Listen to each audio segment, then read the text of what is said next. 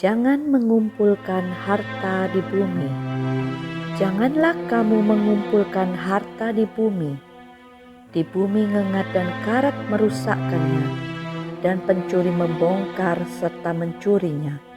Tetapi kumpulkanlah bagimu harta di surga. Di surga ngengat dan karat tidak merusakkannya, dan pencuri tidak membongkar serta mencurinya. Matius 6 ayat 19-20. COVID-19 telah membuat semua orang bingung. Orang kaya bingung, apalagi orang miskin. Negara besar dan kecil kelimpungan menghadapi bencana pandemik ini. Dalam hal ini, firman Tuhan tetap relevan dalam keadaan apapun. Salah satu perintah firman Tuhan adalah jangan mengumpulkan harta di bumi. Ayat bacaan di atas mungkin sering kita dengar.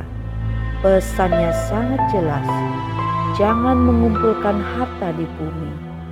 Pesan ini memang jelas, namun aplikasinya sulit.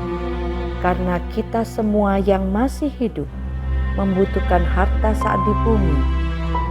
Kita sering mendengar slogan yang paradok. Uang bukan segalanya, namun segalanya butuh uang. Lalu, bagaimana aplikasi dari pesan jangan mengumpulkan harta di bumi, tetapi kumpulkan harta di surga? Apa dan bagaimana mengumpulkan harta di surga itu? Dalam suratnya, Rasul Paulus meminta Timotius memperingatkan kepada orang yang berharta, orang-orang kaya. Demikian, peringatkanlah kepada orang-orang kaya di dunia ini agar mereka jangan tinggi hati dan jangan berharap pada sesuatu yang tak tentu seperti kekayaan, melainkan pada Allah yang dalam kekayaannya memberikan kepada kita segala sesuatu untuk dinikmati. Peringatkanlah agar mereka itu berbuat baik, menjadi kaya dalam kebajikan, suka memberi dan membagi, dan dengan demikian mengumpulkan suatu harta sebagai dasar yang baik bagi dirinya di waktu yang akan datang untuk mencapai hidup yang sebenarnya.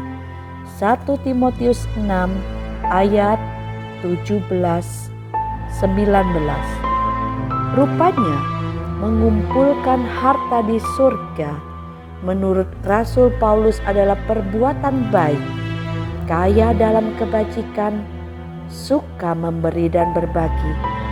Rasul Paulus juga memperingatkan bagi orang kaya adalah jangan tinggi hati dan berharap pada kekayaan, tetapi berharap kepada Allah. Bisakah kita kaya tapi tidak mengandalkan kekayaan?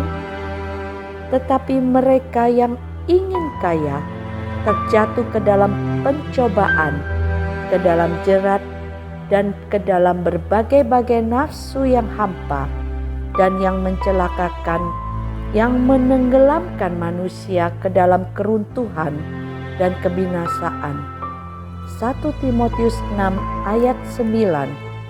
Kalau kita baca ayat di atas, ingin kaya saja sudah berbahaya, yaitu bisa terjatuh ke dalam jerat. Lalu, bagaimana sikap kita seharusnya? Apakah memang bisa Tuhan memberikan kekayaan kepada orang yang tak menginginkan kekayaan? Tuhan mengizinkan seorang menjadi kaya, namun hatinya harus tidak terikat dengan kekayaan, alias kita hanya sebagai bendahara yang dipercaya dan bukan pemilik. Anda setuju?